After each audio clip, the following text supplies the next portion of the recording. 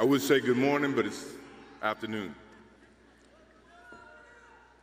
I'm grateful to Vanessa and the Bryant family for the opportunity to speak today. I'm grateful to be here to honor Gigi and celebrate the gift that Kobe gave us all. What he accomplished as a basketball player, as a businessman, and a storyteller, and as a father.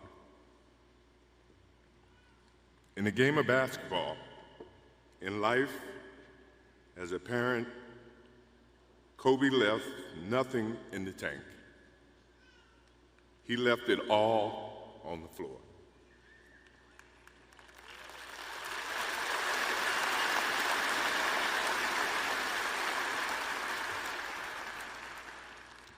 Maybe it surprised people that Kobe and I were very close friends, but we were very close friends. Kobe was my dear friend. He was like a little brother.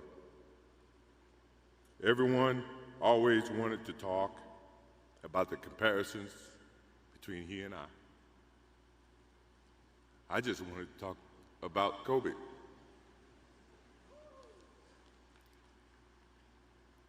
You know, all of us have brothers and sisters, little sisters who, for whatever reason, always tend to get in your stuff,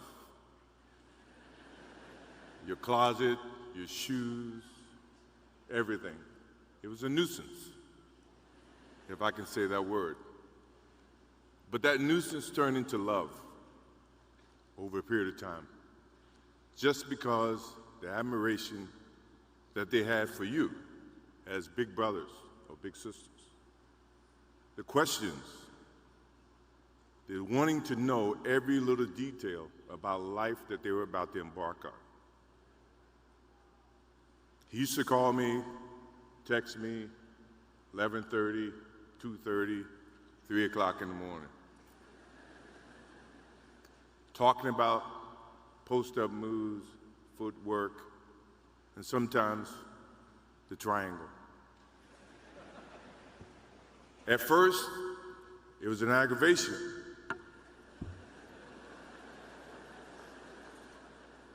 But then it turned into a certain passion.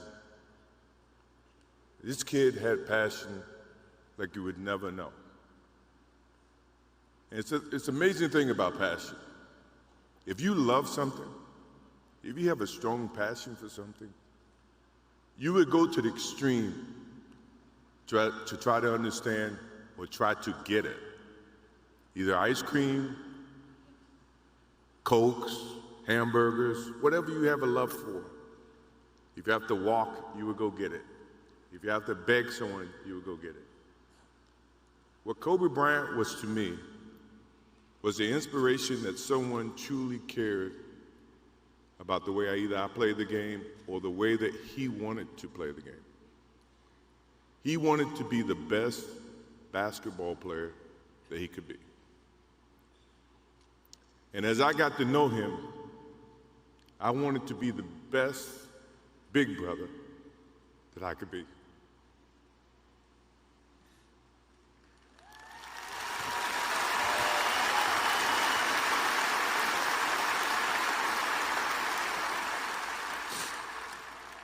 To do that, you had to put up with the aggravation, the late night calls, or the dumb questions. I took great pride as I got to know Kobe Bryant that he was just trying to be a better person, a better basketball player. We talked about business. We talked about family.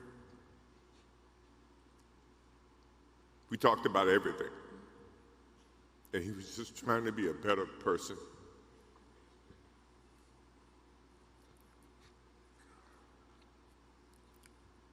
Now he's got me. I'll have to look at another crime meme for the next.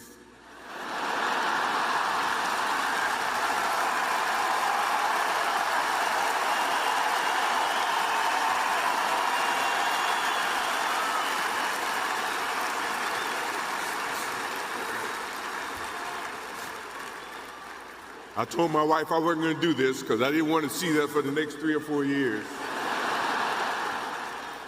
That is what Kobe Bryant does to me. I'm pretty sure Vanessa and his friends all can say the same thing. He knows how to get to you in a way that affects you personally, even though if he's being a pain in the ass. But you ever have a sense of love for him in the way that he can bring out the best in you. And he did that for me. I remember maybe a couple of months ago, he sends me a text. And he's saying, I'm trying to teach my daughter some moves. And I don't know what I was thinking or what I was working on, but what were you thinking about when you were as you were growing up, trying to work on your moves? I said, what age? He says, 12.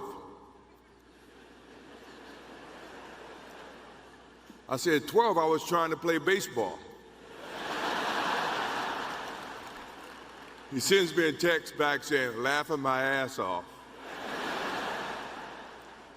And this was at 2 o'clock in the morning.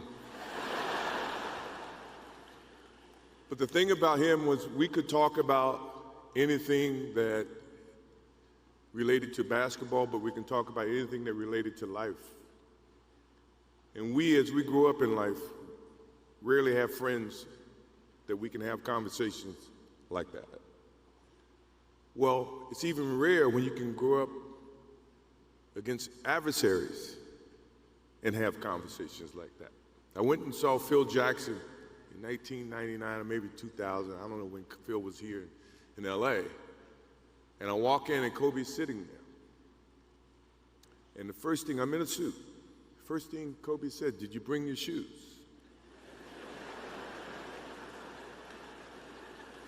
No, I wasn't thinking about playing. But his attitude to compete and play against someone he felt like he could enhance and improve his game with. To me, that's what I loved about the kid.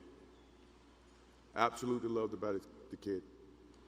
No matter where he saw me, it was a challenge. And I admired him because his passion, you rarely see someone who's looking and trying to improve each and every day, not just in sports, but as a parent, as a husband. I am inspired by what he's done and what he shared with Vanessa and what he's shared with his kids. I have a daughter who's 30 who became a grandparent. And I have 2 twins. I have twins at 6.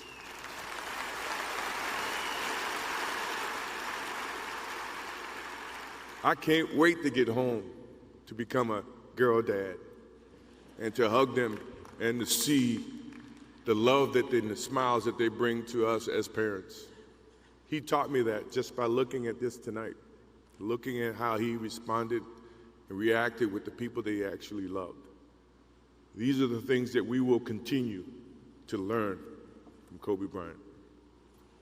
To Vanessa, Natalia, Bianca, Capri, my wife and I will keep you close in our hearts and our prayers.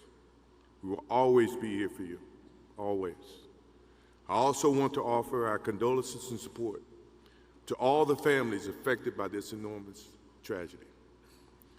Kobe gave every last ounce of himself to whatever he was doing.